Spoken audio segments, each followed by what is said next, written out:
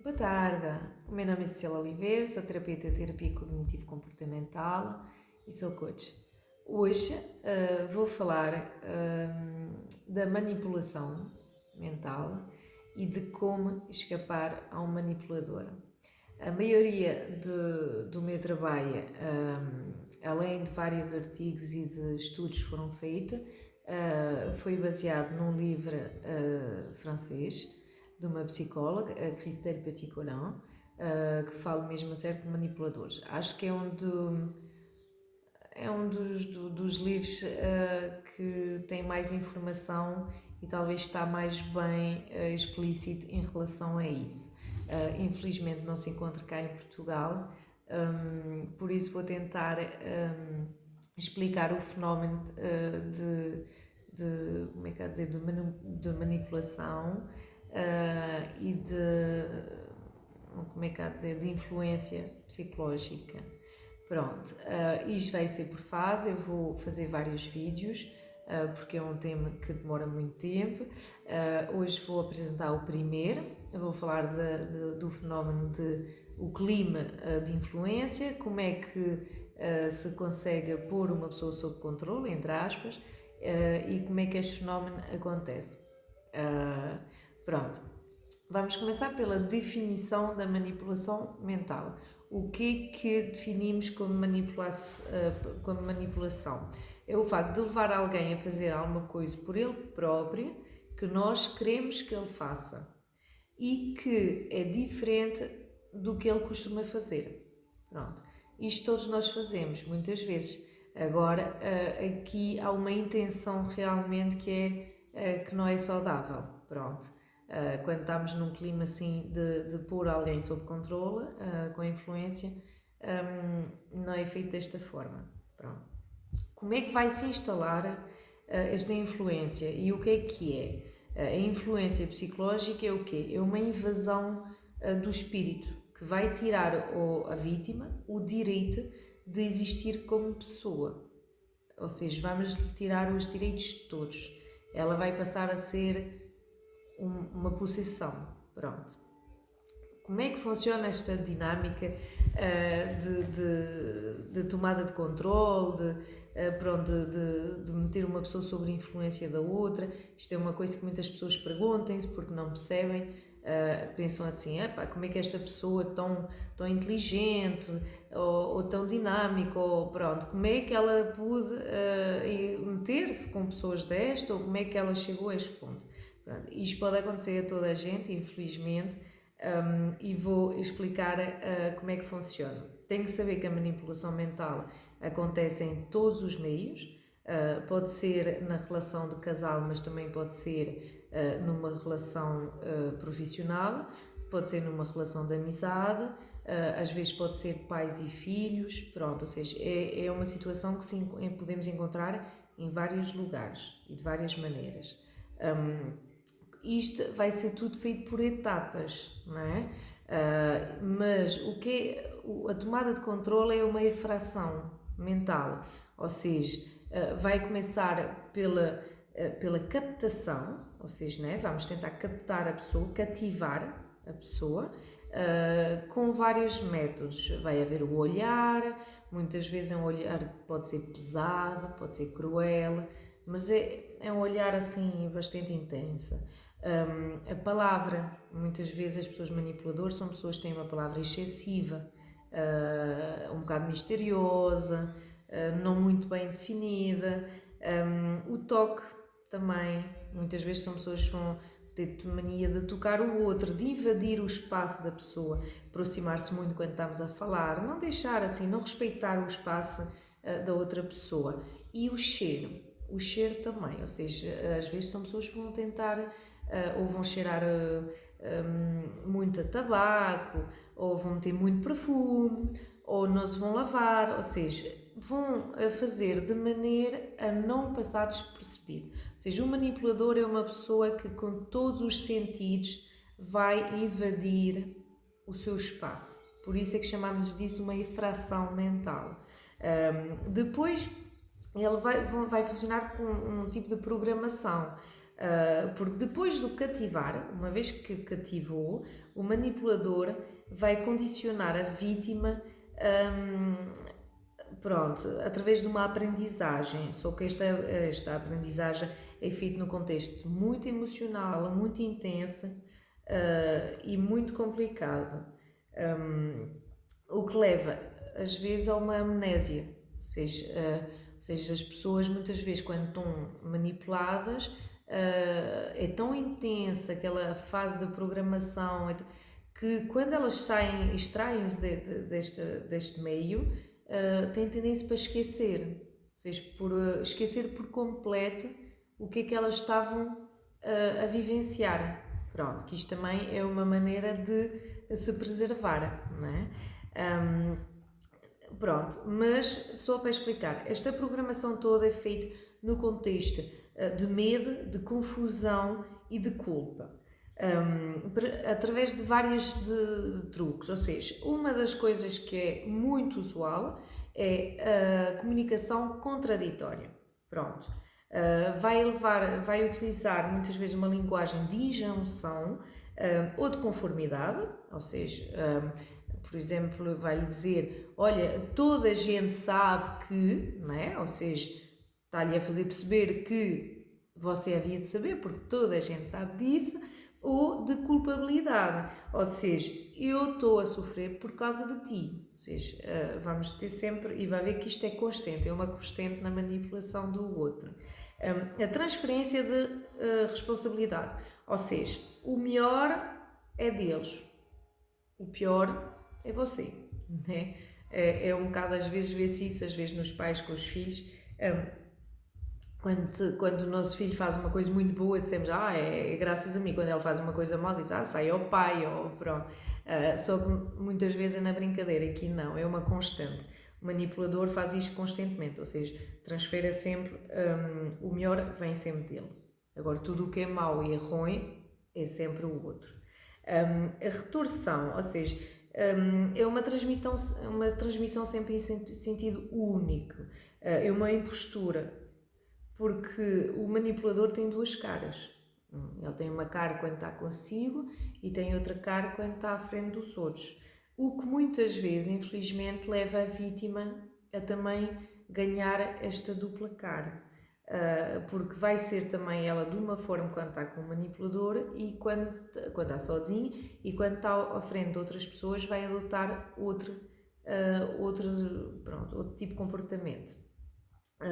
Vai haver também os meios de controle, ou seja, isto vamos dizer que são as técnicas que eles utilizem para programar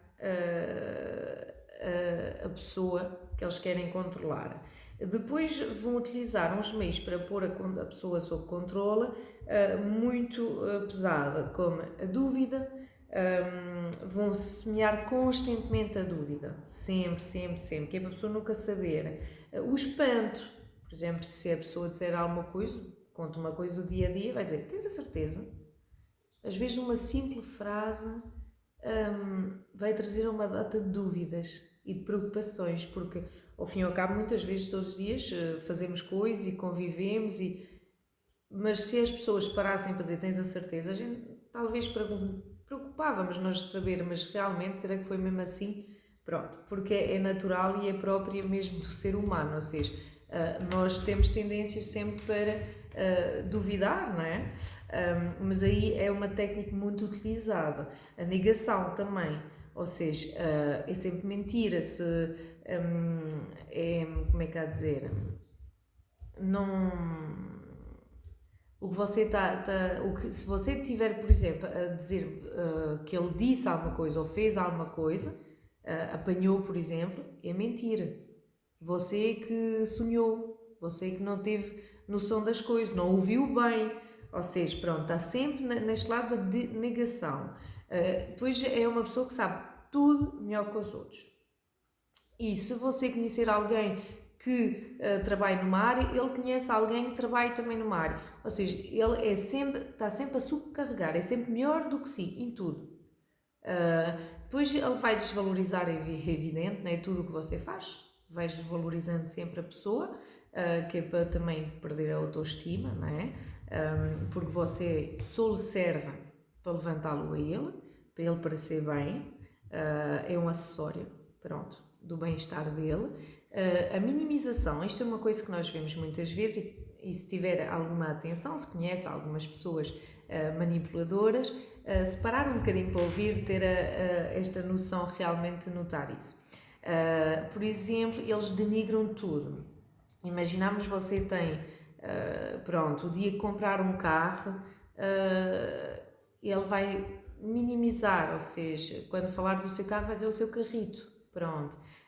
Se você tiver, tudo o que você tiver vai ficar uma coisa mínima.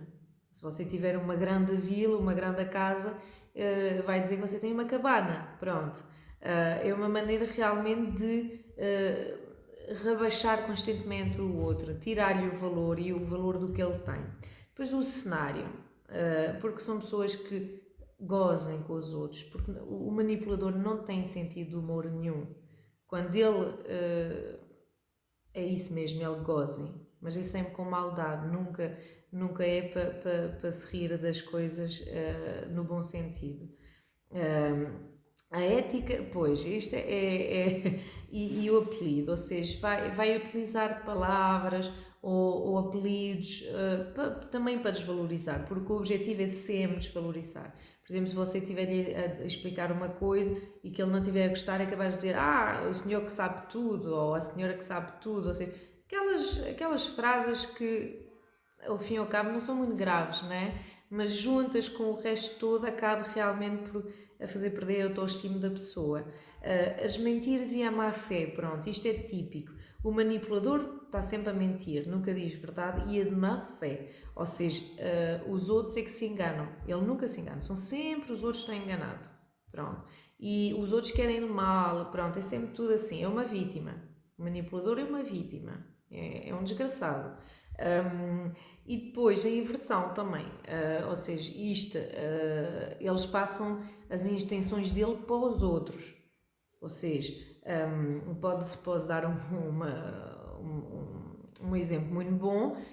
Imaginamos, por exemplo, que você vai sair com os amigos e com o seu parceiro ou parceira vai dizer, eu já sei o que tu vais fazer, vais no engate, isto e aquilo. Porquê? Porque isto muitas vezes é o que ele ia fazer quando ia sair. Ou seja, está-lhe a pôr as intenções dele em cima de si. Pronto. Há o síndrome de Estocolmo, pronto, aí é um bocadinho assim mais específico, nem toda a gente sabe o que é. Basicamente, este síndrome foi descoberta quando umas pessoas foram raptados, entre aspas, não é? por outras pessoas e acabaram por ganhar afeto pelas pessoas que tinham posses delas. Pronto, isto é uma coisa que vai desenvolvendo quando a pessoa, ou seja, o que está a maltratar a pessoa também é a pessoa que vem para salvá-la, entre aspas. Ou seja, quando se torna dependente da outra pessoa, esta pessoa acaba por se tornar também o salvador. Pronto. Aquilo é muito complicado de perceber, porque a pessoa que meteu numa situação difícil também é a que vai tirar de lá, entre aspas. Pronto, mas isto já dava para fazer um vídeo inteiro só para falar deste síndrome. Depois há o medo e a intimidação, porque são pessoas que gostam muito de deixar sempre uma ideia assim de são todos poderosos, ou seja, gostam de deixar pensar que eles podem fazer tudo, que eles sabem tudo, que você nunca pode estar descansado. Pronto. Depois, o que é que temos? A linguagem não verbal, que isto é muito importante, porque é 80% da nossa linguagem.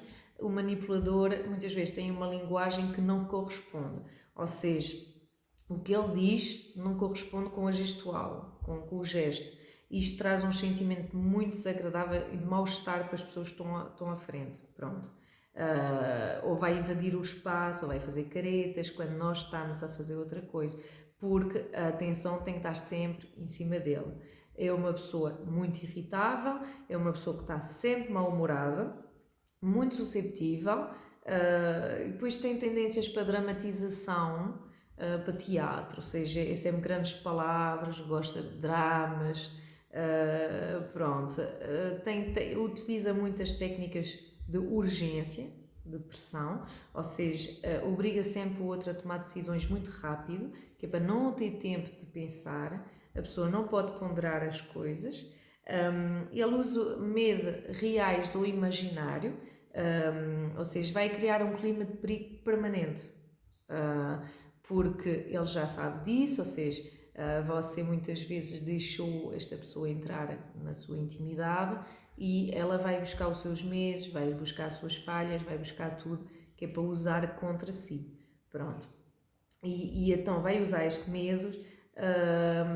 E depois tem muitas técnicas, são pessoas, por exemplo, é tudo muito horrível, é tudo muito dramático, o que vai acontecer é péssimo, se você tiver um projeto vai sempre denigrar o que você está a fazer, tem sempre discursos negativos, e depois cria situação de perigo, tem que se ter cuidado, porque eles têm fantasia muitas vezes da morte, do parecer, de mal. Por exemplo, os manipuladores que têm crianças pequenas podem se tornar extremamente perigoso, porque podem colocar as crianças em situações perigosas propositadamente, até os parceiros ou até outras pessoas. Deixar, por exemplo, um brinquedo no meio do caminho, com o intuito que a pessoa pise e caia. Criar assim umas situações às vezes perigosas, porque eles têm mesmo aquela fantasia que não é muito normal, né, para a maioria das pessoas, mas para ele é. E depois eles gostem, ou seja, de deixar a pessoa constantemente preocupada, sempre, como é que é dizer, num estado de angústia assim muito grande, não é? Eles gostam, por exemplo, de assustar as pessoas, por exemplo, você está numa divisão, chega noutra, está a luz desligada e vai encontrar um manipulador às escuras, está à sua espera, e só para o assustar. Ou seja, isto não faz muito sentido e às vezes até pode-lhe acontecer e você achar que é uma brincadeira, mas não é. Isto é mais uma maneira de deixá-la sempre em alerta, sempre deixar assim com aquele receio, aquela ansiedade. Eles muitas vezes têm um olhar assassino, que a pessoa até pode estar num jantar, pode estar em algum lado, está tudo a correr bem e de repente o manipulador olha a vítima e ela fica logo a sentir-se mal. Ou seja, fica logo a sentir que há qualquer coisa que está mal. Pronto, vai ter os sinais todos perigos em alerta. Depois tem muitas técnicas, porque eles ameaçam também de forma direta, às vezes, né? Ou faz isto, não, pronto. Ou indireta, ou seja, faz como quiseres, mas se acontecer alguma coisa, pronto, ou seja, é subjacente, é uma coisa assim levezinha, mas que deixa sempre entender que você está sempre à espera que você falhe. E de toda maneira, eu vou dizer já, com o manipulador você há de falhar sempre. Pronto. Isto mais para a frente eu irei explicar, mas é o que acontece. Porque o objetivo é mesmo esse, é você estar sempre numa situação de falhança, que possa estar a julgar, a falar mal, a metê-lo, pronto, a apanhá-lo no momento. E depois cria muitas incertezas, como estava a dizer. Por exemplo, são capazes de dizer não me desiludas a alguém. Só que isto não quer dizer nada, não é? Porque a pessoa começa a pensar, então, mas o que é que eu tenho que fazer? Não posso desiludir esta pessoa, mas o que é que tenho que fazer para não a desiludir?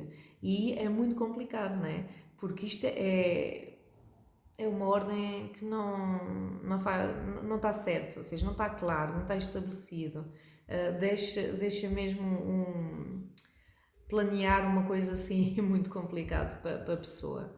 A vergonha e a culpabilidade, os manipuladores é o que utilizam mais, não é? Porque como é que há a dizer, os comportamentos sociais aceitáveis, não é? Que nós usamos, porque nós também Há coisas que são aceitáveis, outras não. Cada um de nós vai se criar com os seus valores, com o seu, pronto, tem uma educação, eles muitas vezes vão utilizar isso como alavanca para criar uma obrigação perante a ele. Ou seja, se você for uma pessoa, mais você tiver princípios, mais você tiver valores, e mais ele vai usar isto tudo contra si. Ele é muito, por exemplo, ele é muito acusador. Você é sempre culpada. Sempre. Ele não, mas você é sempre culpada. Ele vai usar a restrição dupla. Isto é assim, um bocado confuso, mas como é que há de ser? É uma maneira de lhe dar hipóteses, mas hipóteses que nunca, que ele pode sempre, vamos dizer assim, criticar. Imaginamos, por exemplo, houve um estudo que foi feito assim já há uns muitos anos, em Palo Alto, nos Estados Unidos, por um grupo de científicos e psicólogos e etc., onde eles falavam disso, da restrição dupla, ou seja, por exemplo, eles usavam a imagem, o exemplo de uma criança que tinha uma mãe manipuladora e que esta mãe no dia de Natal oferecia 2 gravatas ao filho. E o filho, quando vinha no dia seguinte, né, para o almoço, ele escolheu uma das 2 gravatas, né? Tinha 2, escolheu uma. E quando ele chegou à mesa, ela disse-lhe: escolheste esta porque tu não gostaste da outra. Ou seja, aí está a criar uma coisa muito complicada a nível psicológico. Porquê? Porque a criança não tem hipótese. Porque tem 2. Ela pode dizer isso, a mãe desta criança pode lhe dizer isso com qualquer uma das gravatas. E se ele meter as 2, é como se estivesse a gozar com a mãe, não é? Ou seja, está-se a meter a pessoa numa situação de onde ela nunca vai sair vencedora. Ou seja, para quem quiser pegar, vai haver onde pegar. Isto é o que chama-se a restrição dupla. Depois, os sentimentos de obrigação, como já disse, pronto, com o sentido que é sentido único. A relação com o manipulador é sentido único. Você dá tudo e ele não dá nada, mas ele passa o tempo todo a lhe dizer que está sempre a dar. E você acaba por acreditar. Pronto. Só que se você parar 5 minutos e pensar bem na realidade, o que é que lhe deu até hoje e o que é que você fez, vai ver que há uma discrepância enorme. Pronto. É muito mais fácil falar disso fora do que quando estamos a vivê-lo. Mas isto são sinais e são técnicas que eles utilizam. A destruição da integridade. Ou seja, é o que eu estava a dizer há bocado, ele usa os seus valores e os seus códigos moral para ridiculizá-los, ou seja, para rebaixá-lo. E depois a ativação do stress, como estava a dizer há bocado também, que eles estão sempre, são muito exigentes com os outros, só com os outros, porque com eles não têm exigências nenhuma, mas com os outros são extremamente exigentes. E muito perfeccionista para os outros. Como é que as pessoas têm que fazer rápido e estão sempre a rebaixar porque nunca está bem feito. Pronto. Ou seja, se já passámos estas etapas todas, já está. Ou seja, temos a dúvida, temos o medo e a culpabilidade ou a culpa. São as 3 chaves que usem os manipuladores para os fecharem dentro de um círculo vicioso. E este círculo torna-se autónomo. Porquê? Porque a dúvida traz confusão mental.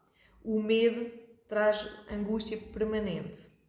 E a culpa destrói os sentimentos de integridade e vai reforçar a dúvida. Ou seja, aquele vai se alimentar sozinho. Uma vez que entrou neste círculo, entre aspas, muito dificilmente vai sair daí. É muito complicado. Agora, como é que podemos ter a certeza que nós não estamos a fazer isso com os outros? Porque as tantas também estamos a manipular os outros sem sabermos. Para termos a certeza disso, né, ou para evitar, há certas coisas que podemos fazer. Uma delas é sermos específicos no pedido. Ou seja, quando dizemos uma coisa, temos que a dizer claramente. Pronto.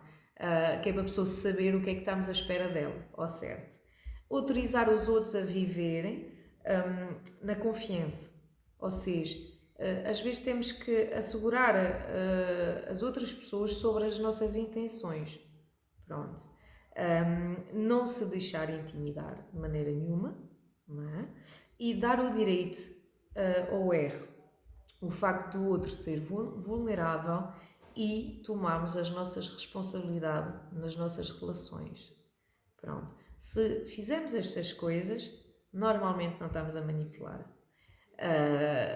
Agora, tudo o que expliquei até agora, se você está a conviver com uma pessoa que funciona assim, afasta-se já. Esta é a primeira parte